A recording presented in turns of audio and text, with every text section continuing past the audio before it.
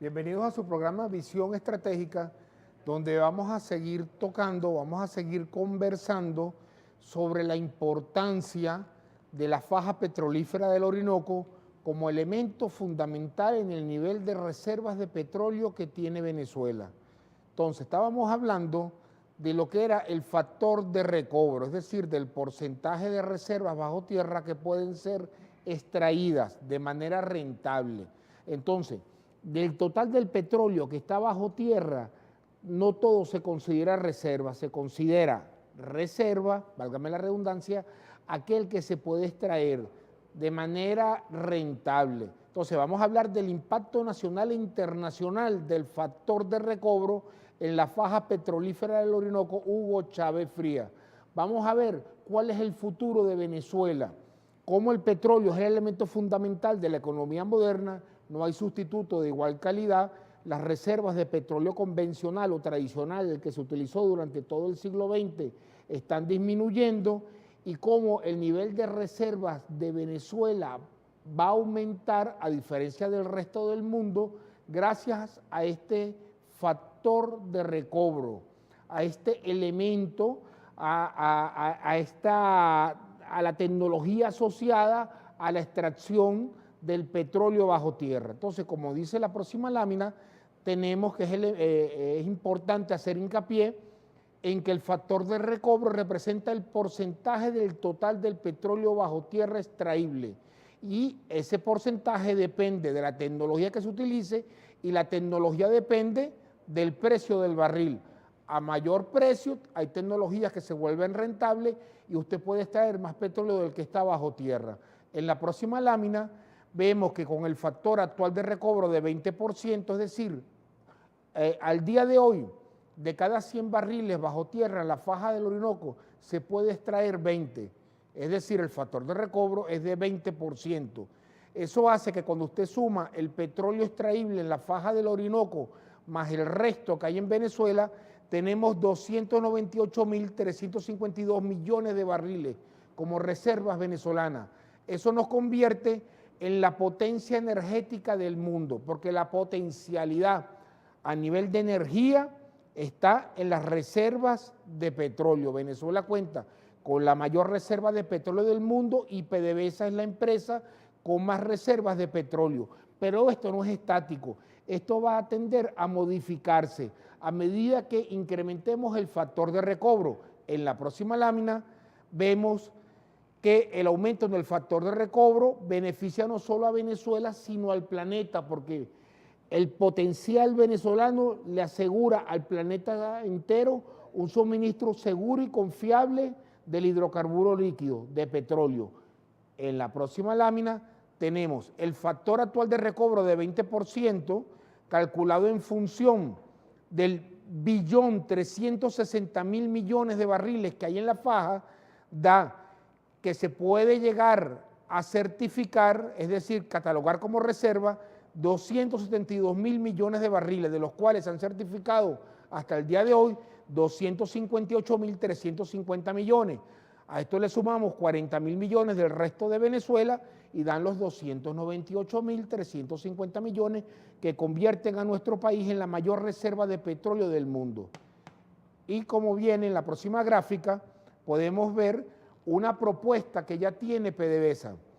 Las tecnologías, producto de las investigaciones que ha hecho el Instituto Venezolano de Petróleo, todo el esfuerzo en inversión que ha realizado el Estado venezolano, ha dado como producto de que hay una tecnología que Venezuela llevó al Congreso Mundial de Crudos Pesados que permite elevar el factor de recobro de 20% a 32%, es decir, de cada 100 barriles bajo tierra ya no extraeríamos 20, sino extraeríamos 32. ¿Qué pasaría con las reservas venezolanas? Bueno, con esta tecnología, el 1.360.000.000.000 de barriles que hay en la faja, con un 32% de factor de recobro, nos daría 435.200 millones de barriles. A eso se le suma 40.000 millones del resto del país y Venezuela pasaría a tener 475.200 millones de barriles. ¿Qué significa esto?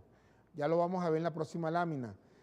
Eso hace esa tecnología de 32%, recordemos, vamos a pasar de poder extraer de cada 100 barriles 20 a sacar de lo que está bajo tierra en la faja de cada 100 barriles 32.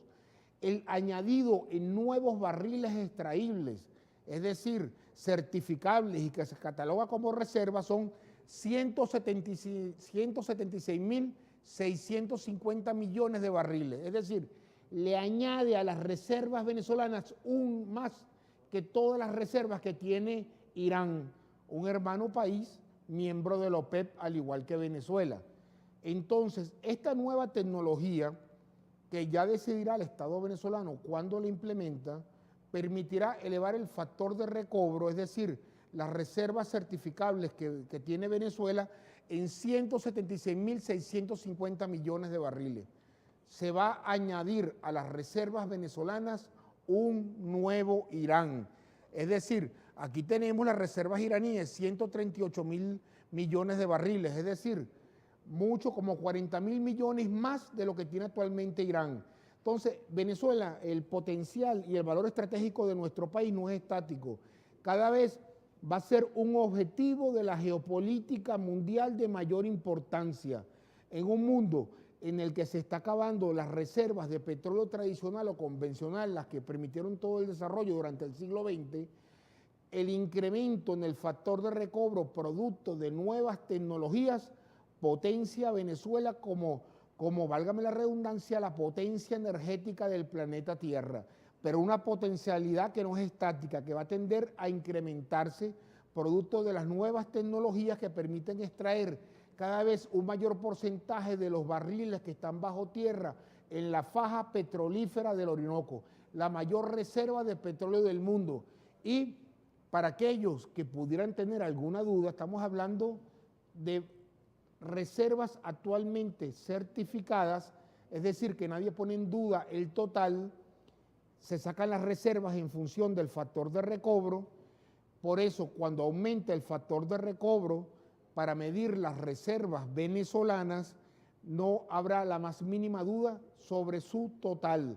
Es decir, van a ser una de las pocas o la única reservas de los grandes países con reservas de petróleo totalmente certificadas.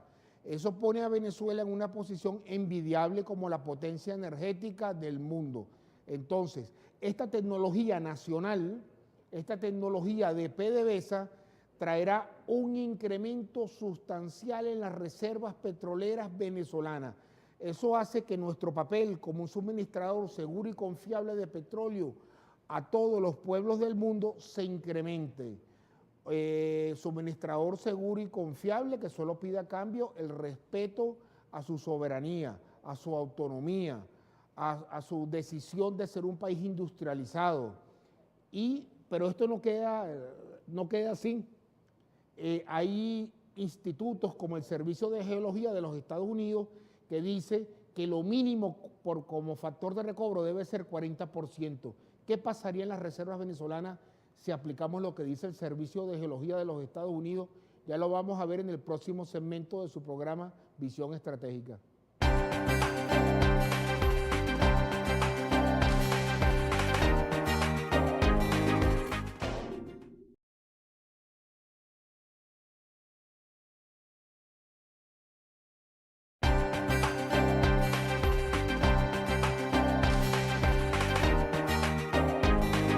Continuamos con su programa Visión Estratégica y estábamos conversando de cómo el papel estratégico de Venezuela se va a incrementar en el tiempo, producto de que las reservas actuales venezolanas se calculan en función de que de cada 100 barriles bajo tierra del total de la faja petrolífera del Orinoco se pueden extraer hoy en día 20, quedan 80 bajo tierra, pero de que ya hay una tecnología de PDVSA que permite elevar de 20 de cada 100 extraíbles a 32.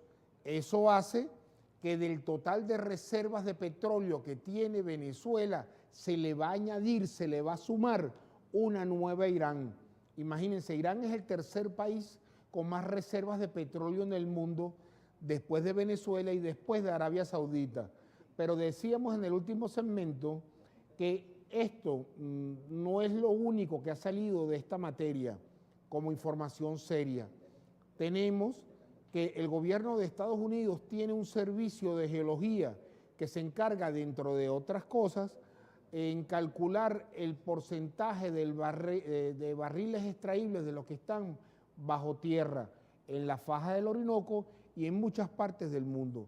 Y ha sacado el resultado de toda una serie de investigaciones que dicen que en la faja del Orinoco el mínimo para calcular cuántas reservas se pueden extraer del total bajo tierra es 40%. Y es importante que los venezolanos sepan esto, porque producto de la desinformación es que tantas veces a nivel histórico nos han robado y nos han engañado, como cuando rompieron la cuota de la OPEP en los años 90, inundaron el petróleo de mercado y derrumbaron el precio del barril a $7.20. Entonces, como venezolanos tenemos que ser conscientes de la materia petrolera y aunque son muchos números, hay que digerirlos y vamos a tratar de hacerlo de la manera más pedagógica posible. Entonces tenemos que el Servicio de Geología de los Estados Unidos, United States Geological Service, del total de petróleo en la faja, 1.360.000 millones de barriles, ellos dicen se puede extraer como mínimo 40%. Entonces vemos, de cada 100 se extraen 40. Eso hace que de este 1.360.000 millones se pueden extraer 544.000 millones de barriles. A eso se le suma lo del resto de Venezuela, que son 40.000 millones, y nos da que el total de reservas que va a tener Venezuela o que ya debería tener certificadas según el Servicio de Geología de los Estados Unidos es 588.000 millones de barriles de reservas de petróleo, 588.000 millones. ¿Qué significa esto? Lo vamos a ver en la próxima lámina. Eso significa que se le añade al país, se le suma a las reservas que tiene Venezuela una nueva Arabia Saudita. Es decir, el incremento de barriles producto de elevar el factor de recobro de 20 a 40, es decir, actualmente se extraen 20 de cada 100 barriles bajo tierra en la faja, pero el Servicio de Geología de los Estados Unidos dice que con la tecnología actual el mínimo extraíble es de 40, se duplicaría el petróleo extraíble en la faja del Orinoco, por lo tanto se duplica, una vez que se acepte esto, el total de reservas certificadas que tiene Venezuela. ¿Por qué es de manera inmediata esta duplicación de las reservas certificadas? Porque nadie pone en duda el total de petróleo bajo tierra en la faja. Lo que aumenta es el porcentaje extraíble de ese total. Entonces el Servicio de Geología de los Estados Unidos dice, no debería ser 20%, sino como mínimo 40%. Eso le añade a las reservas venezolanas 285.650 millones. Arabia Saudita tiene 259.000 millones de barriles, el hermano país de la OPEP. Otros dicen que son 262.000 millones. Sin importar cómo se calculen, lo que le añade a Venezuela en sus reservas, elevar el factor de recobro de 20 a 40%, es mucho más de lo que tiene Arabia Saudita. Entonces imagínense, con este factor de recobro, el papel de Venezuela a nivel estratégico sería inmenso.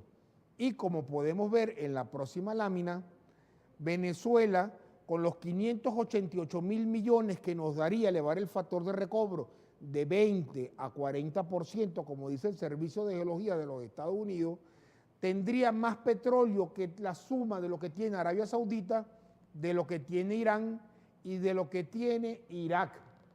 Entonces, elevando el factor de recobro en un mundo que se está quedando sin reservas de petróleo convencional o tradicional, Venezuela va a tener certificado cuando se tome la decisión en el momento oportuno y producto de la tecnología con la cual se mida este factor de recobro que está asociado al precio, Venezuela va a tener más reservas que Arabia Saudita, Irán e Irak juntos. Porque estamos hablando que el total del petróleo en la faja, nadie duda, 1.360.000 millones. Nadie duda que el porcentaje extraíble depende de la tecnología que se utilice. Hay tecnologías que permiten extraer una mayor cantidad de petróleo, pero en un momento no eran rentables por el precio del barril. Cuando sube el precio, esas tecnologías pasan a ser rentables y elevan ese factor de recobro. Entonces los venezolanos tenemos que entender que cada vez nos convertimos en un objetivo estratégico de la geopolítica mundial de mayor importancia. Por eso el legado que deja el presidente Chávez de esa gran cantidad de empresas mixtas con una gran cantidad de socios a los cuales les aseguramos un suministro seguro y confiable de petróleo.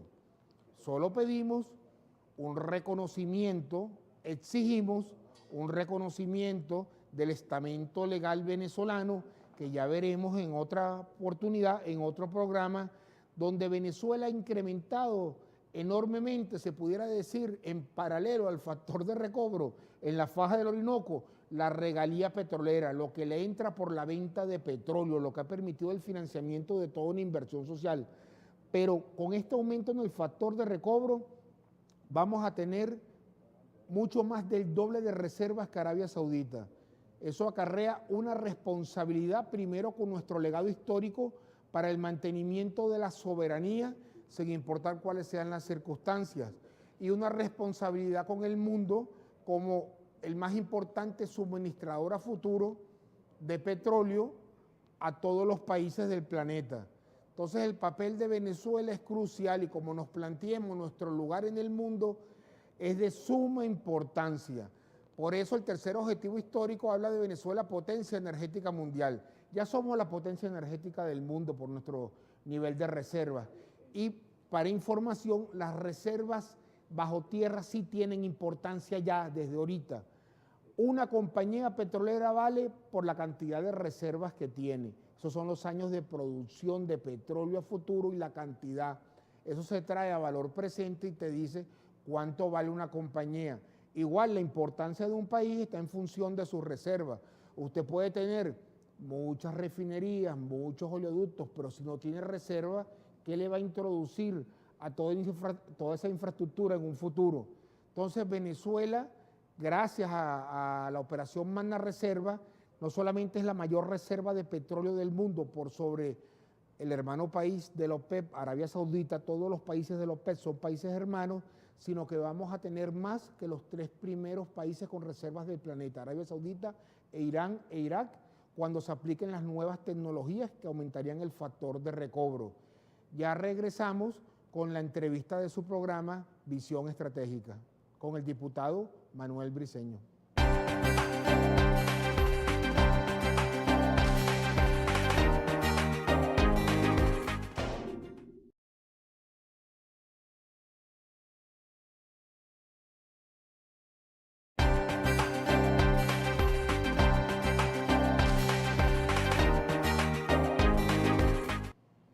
Continuamos con su programa Visión Estratégica con el diputado Manuel Briceño, que es el presidente de la Comisión Permanente de Ambiente, Recursos Naturales y Cambio Climático. Nada más y nada menos, bien extenso, ¿no? Toda la materia que toca la Comisión de Ambiente.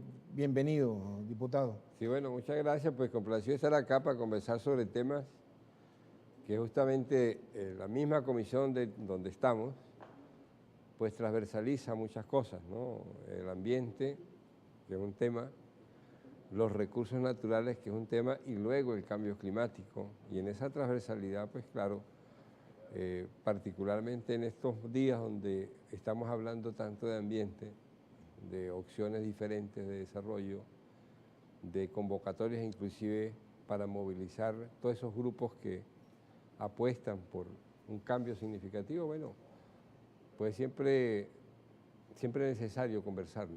Claro.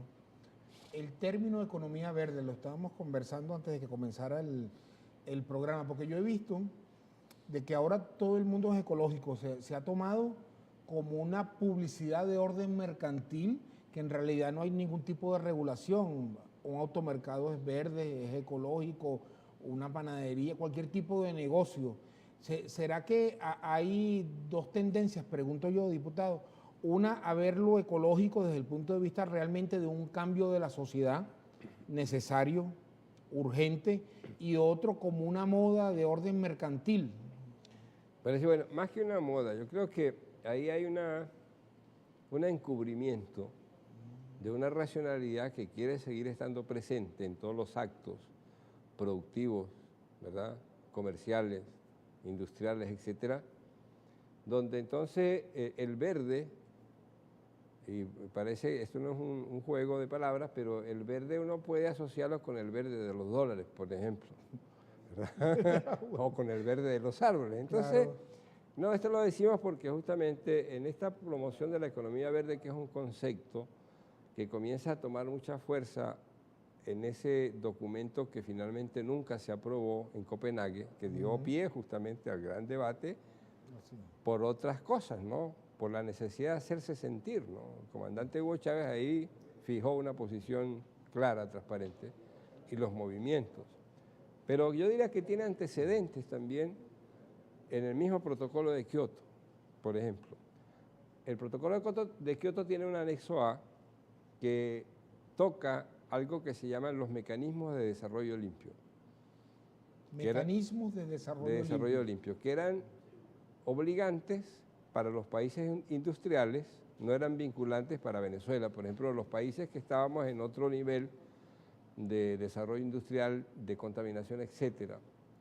Y eso abrió un espacio, por ejemplo, que en el ámbito forestal era importante porque era como compensar la producción de contaminación, particularmente de CO2 en la atmósfera, con esto del efecto invernadero, sembrando árboles. Ese fue un mecanismo de desarrollo limpio. No era el único, pero es el más visible, digamos, ¿no? Entonces, o sea, tú compensas las emisiones de dióxido de carbono plantando árboles o comprando o manteniendo un reservorio. Justamente, sembrando árboles, porque los árboles captan CO2, son un sumidero de CO2, pues, ¿no? Eso fue un aporte de claro, Copenhague. entonces ¿Se puede catalogar como aporte? Eso fue un aporte, pero que luego justamente entró en eso que se llama la economía verde. Yo lo pongo de ejemplo porque es un buen ejemplo.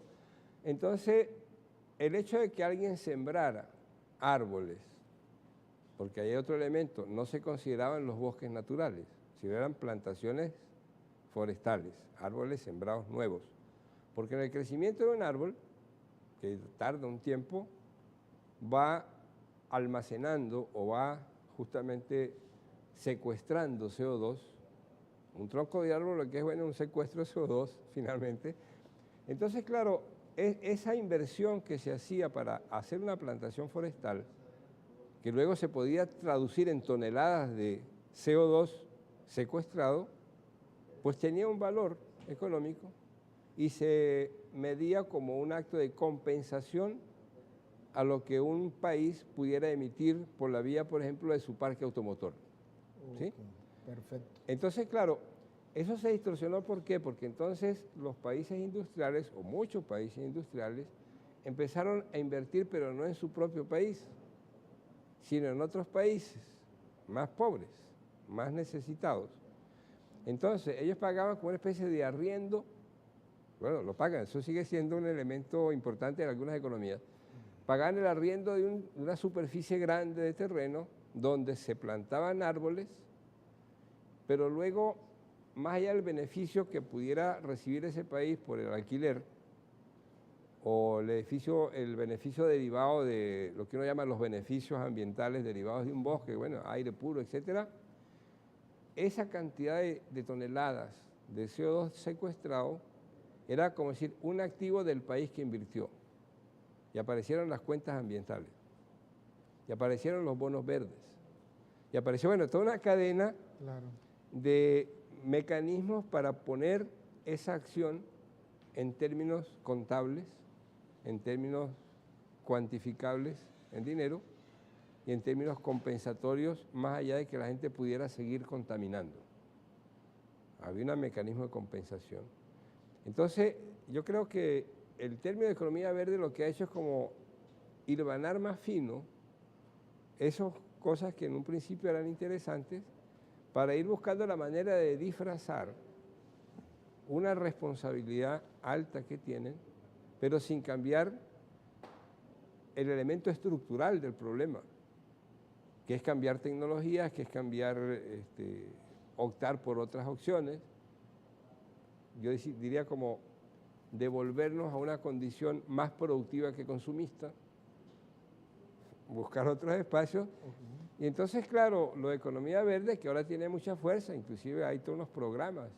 En Río de Janeiro se presentaron varias cosas, los programas RED, por ejemplo, que son mecanismos de financiamiento para que cualquier país adopte un proyecto que en principio tiene esa parte verde. O sea, hay una parte de compensación, pero que no cambia finalmente lo sustantivo del problema de lo que nosotros estamos haciendo en esa direccionalidad industrial, particularmente urbana. Entonces, ahí hay un debate, ¿no? Esa es como decir, la propuesta capitalista de una opción que pretende ser ecológica, pero que sigue mercantilizando. Claro. Y eso frente entonces a otra propuesta que simplemente plantea un cambio importante en la direccionalidad, por ejemplo, de la producción, en la direccionalidad del consumo, y luego en la necesidad de sincerar y simplificar quizás lo que puede ser esa idea del buen vivir para nosotros, de calidad de vida en los textos, porque ahí hay otra diferencia, ¿no? Perfecto. Entonces, ahí hay que tener cuidado, ¿no? Economía verde es una posición clara, definida por los países industriales, por el gran capital, y no es precisamente donde está la solución. Eso es como hablar del capitalismo humano, o del capitalismo popular que decía alguien que estuvo en la asamblea, por ejemplo. No hay capitalismo humano, ni hay capitalismo popular, eso es imposible. No, entonces, y viene de donde venía la propuesta, imagínense. Precisamente. Ahorita cuando regresemos, diputado, nos gustaría su opinión sobre algo que se trató de hacer en un principio, hace unos años, que era inculcarle a la población joven venezolana como una especie de deuda histórica nuestra por ser un país petrolero. Es decir, el porcentaje de añadido de dióxido de carbono por habitante en Venezuela es mucho menor que en los países desarrollados. Claro. Y esos países desarrollados demandan nuestro petróleo, lo necesitan para su actividad económica, es insustituible. Claro. Entonces, ¿cómo compaginar eso, el cuidado por el medio ambiente, pero también preservando nuestra soberanía y que no se le inculque a la población joven una culpa que no nos corresponde? Nosotros no industrializamos el mundo, ¿no? Claro, claro. Entonces, ya regresamos con su programa Visión Estratégica con el diputado Manuel Briceño, presidente de la Comisión Permanente de Ambiente, Recursos Naturales y Cambio Climático de la Asamblea Nacional.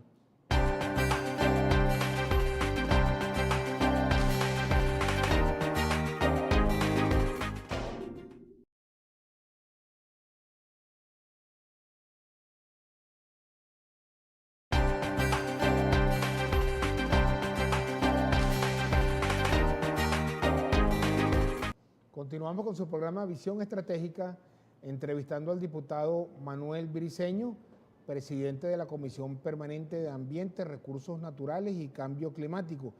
Y le preguntaba, diputado, eso que se trató de hacer acá en el país, que parece orquestado desde el exterior, de tratar de inculcarle a la población joven una culpa por ser el país que provee de manera segura y confiable el recurso que permite el desenvolvimiento de las economías desarrolladas. ¿Cuál es su opinión? Claro, hay una especie de pecado original, ¿no? Prácticamente nacimos en un país petrolero y bueno, hay como que pagar las facturas. Y ahí eso hay que tener cuidado porque, en primer lugar, justificó inclusive el hecho de que Venezuela, que tiene una clara direccionalidad política recientemente con la revolución en una alternativa de desarrollo diferente, el hecho de ser petrolero, entonces ya casi que era como responsables nosotros, productores de petróleo, de lo que pasa en el mundo, o con una responsabilidad muy grande en todo caso, ¿no? Tenemos una cantidad de petróleo enorme. Ahora, tener petróleo no es lo mismo que consumir petróleo. Claro. Entonces, ese es un punto importante, ¿no? Sí, Estados Unidos es responsable del 20% de las emisiones de CO2, ellos solos. Y China está más o menos por lo mismo, hay un debate interesante. Y usted me decía que Estados Unidos no ha firmado Kioto. Y entonces, bueno, entonces hubo también posiciones donde estos Estados Unidos jamás firmó un protocolo, el de Kioto nunca, conjuntamente con algunos otros países, Japón, Australia, mismo Canadá firmó y luego se retiró. Entonces, China sí firmó. en aquella oportunidad sí. Entonces es interesante porque, bueno, ahora que se está replanteando y el crecimiento industrial de China, es decir, ese requerimiento que tiene, que también hay que analizarlo, pues eso no es así como tan lineal, ¿no? Hace suponer que habría una gran contaminación o de emisión de gases de efecto invernadero por parte de esa gran industria que son los chinos. Pero volviendo a esa especie de deuda que tenemos nosotros, entonces es importante decirlo porque hace 2 o 3 días apareció un titular, ¿no?, muy manipulado sobre la cantidad de emisión de CO2 que hacemos nosotros los venezolanos solamente con el parque automotor.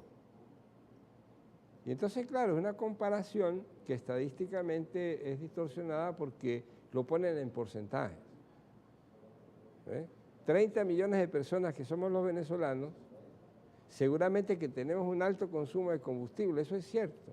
Es que pareciera, diputado, disculpa que lo interrumpa, que ahora entonces los avales para una invasión a un país petrolero no solo sería armas de destrucción masiva, recursos humanos, narcotráfico, sino también entraría el aspecto ambiental como un Claro. justificativo. Claro, pudiera ser, entonces... Derechos humanos, iba a decir, y derechos humanos. Y derechos humanos. Entonces, fíjese, si nos equiparan, claro, en términos porcentuales, una proporcionalidad de 30 millones de habitantes, donde hay una cultura del carro individual, donde la gasolina es barata, regalada, mejor dicho, y todas esas cosas, entonces dicen que nosotros tenemos un índice de emisión de CO2, por esa razón, más alto que los países más contaminantes. Lo cual tampoco no es cierto, pues, ¿no? Más allá de que el valor, esa relatividad del porcentaje pudiera cruzarse, ¿no? Entonces comento esto porque no es lo mismo, es decir, el parque automotor de Venezuela puede ser muy alto, proporcionalmente con el número de habitantes, y nosotros damos muchas vueltas en los carros, pero jamás va a significar lo que puede ocurrir, por ejemplo, en Estados Unidos, en Inglaterra, en Francia, donde también hay una cultura del carro quizás de individual, quizás no con el uso tan frecuente como nosotros, pero que también, entonces son más millones de personas. Entonces, esa especie de deuda que tenemos... Desde el siglo XVIII, con la revolución industrial, por ejemplo, quemando carbón, ¿no? Claro. Entonces, no podemos sentirnos culpables de nada. Tenemos la buena suerte de tener un recurso estratégico, tenemos la buena suerte de que en el proceso revolucionario se ha, yo diría que asumido esa responsabilidad, y esto hay que decirlo, clara, transparente, de lo que puede ser nuestra contribución al efecto del cambio climático. Y luego hay una responsabilidad también asumida en lo que sería el proceso de los intercambios, donde, claro, nosotros nos fundamentamos en nuestra mejor ventaja comparativa, no competitiva, comparativa, porque el petróleo lo tenemos nosotros y eso no está en cualquier parte. Claro. Entonces, tenemos esa ventaja, entonces sobre eso es que estamos construyendo en un requerimiento mundial de energía que a mediano y largo plazo todavía no se vislumbra algo diferente, lo que no nos pone a nosotros como los grandes culpables de eso. Culpables tendrían que ser los países que comprando nuestro petróleo lo siguen invirtiendo en un patrón industrial, por ejemplo, derrochador de esa energía, en un patrón industrial contaminante, porque justamente se siguen manteniendo tecnologías que por la rentabilidad económica no se cambian, aunque haya tecnologías sustitutivas. El caso de los carros, pues.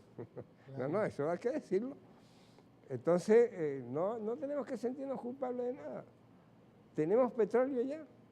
Bueno, es una estrategia en contra del país, más bien una tergiversación de la realidad. Absolutamente. Entonces, y el objetivo son las reservas petroleras venezolanas, claro, hacer que la población rechace su condición natural de la mayor reserva de petróleo del mundo. Claro, ¿no? Entonces no somos culpables, tenemos un recurso, tenemos que usarlo racionalmente, ¿cierto? Tenemos que utilizarlo en la fortaleza que eso nos da, y luego en Venezuela, la República Bolivariana lo ha asumido, el Plan de la Patria, el quinto objetivo lo dice muy claro. Es el único país del mundo que claramente en su proyecto, en su Plan Nacional de Desarrollo, establece que asume la responsabilidad compartida pero diferenciada, que es el debate, de las emisiones de CO2 que nosotros hacemos. Las que nosotros hacemos, no vamos a asumir las que hacen los demás, que cada quien asuma la suya. Y en eso el presidente Chávez fue claro y transparente, y ese es un compromiso que, por el contrario, yo creo que después de Venezuela no hay ningún país que lo haya dicho tan claramente. Así es, compromiso de Estado, eso no es el gobierno, el Estado venezolano. Y luego se traduce en una direccionalidad de gestión del gobierno bolivariano, donde ese compromiso de Estado lo comienza a materializar, bueno, de muchas maneras, que son los grandes cambios que tenemos que hacer, pues, ¿no? De esa cultura distorsionada, ¿no? Pero no hay que sentirse culpable de nada, ¿no? Absolutamente. ¿Hay alguna ley que reglamente el papel de Venezuela, el papel de su industria con respecto al cambio climático? ¿Tenemos algún instrumento legal? Eso me lo contesta, diputado, por favor, en el próximo segmento. Claro. Ya regresamos con su programa Visión Estratégica.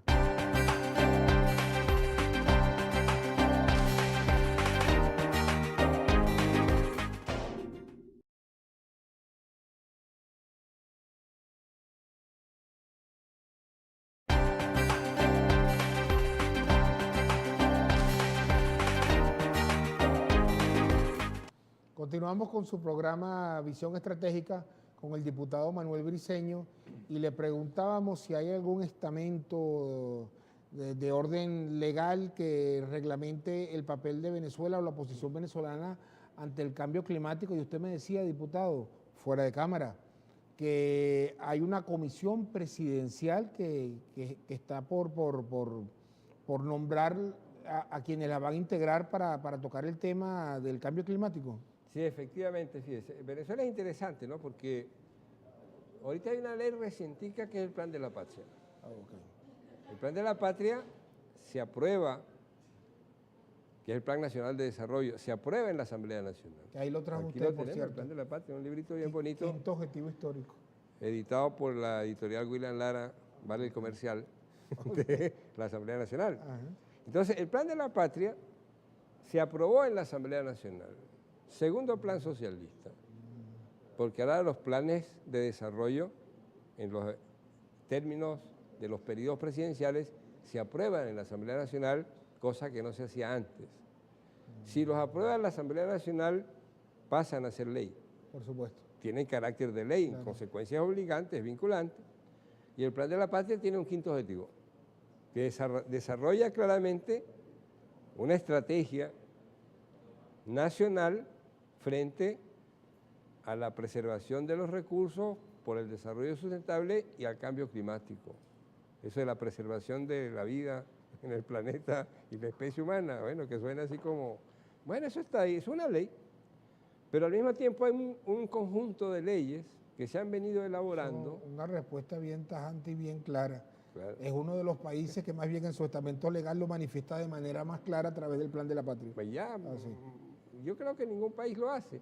Luego, claro, tenemos un conjunto de leyes como la Ley Orgánica para el Ambiente del año 2007, la Ley de Diversidad Biológica, la Ley de Aguas.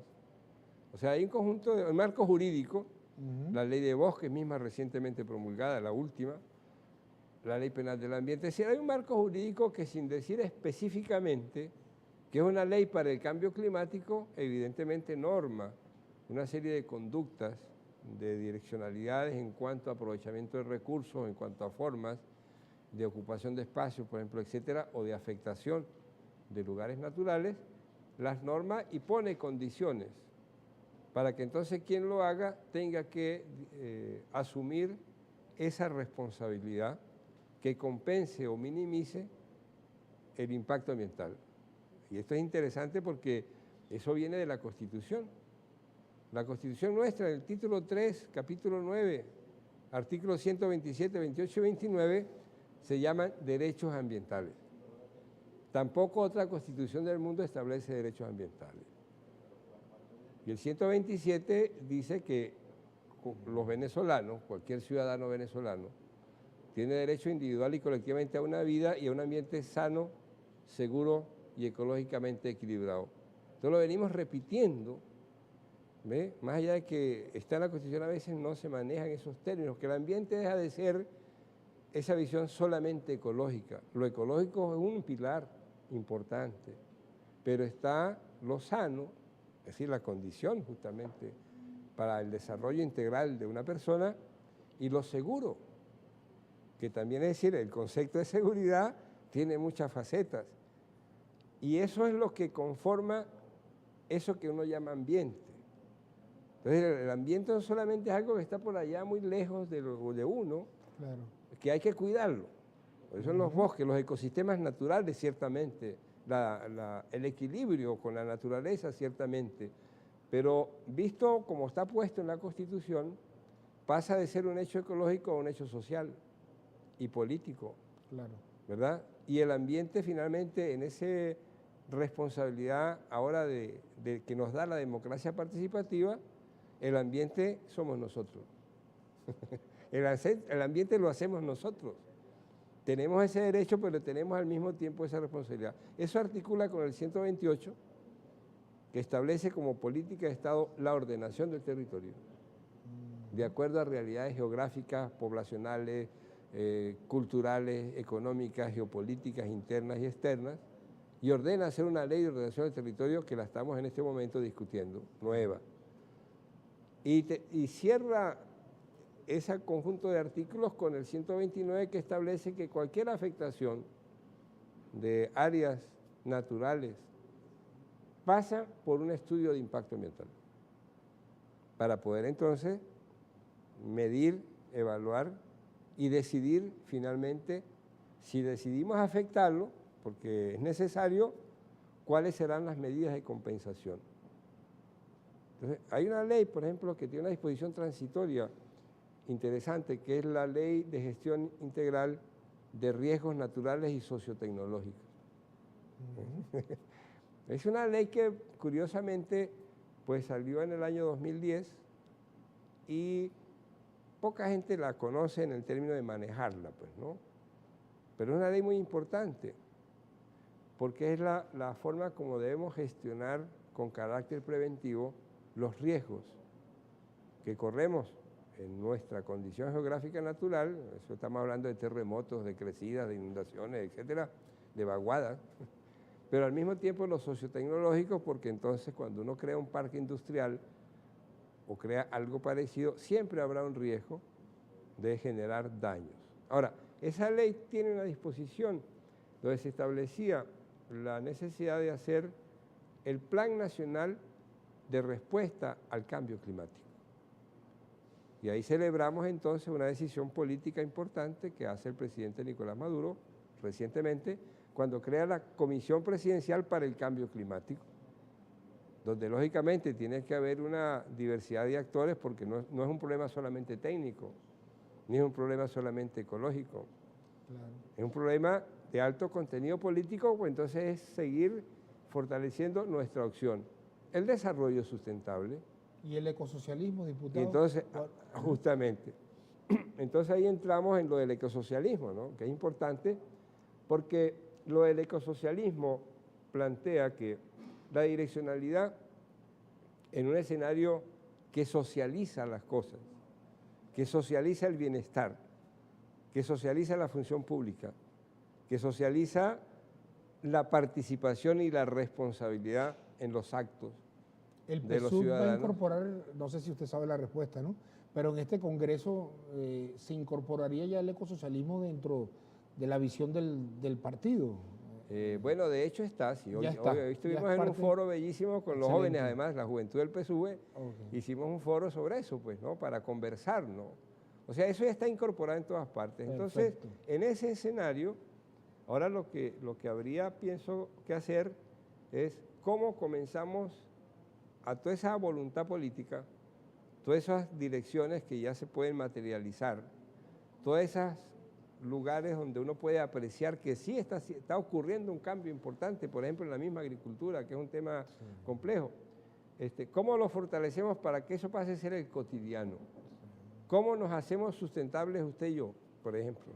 Es que esos temas de la comisión que usted preside da para este programa y muchos más. Muchos más, claro. Entonces aprovechamos desde ya para invitarlo para un próximo programa, diputado, que aquí nos están cayendo, haciéndonos muchas señas Claro. de que se acabó el tiempo. Bueno, sí, es terrible. Hay que hacer ecología del tiempo.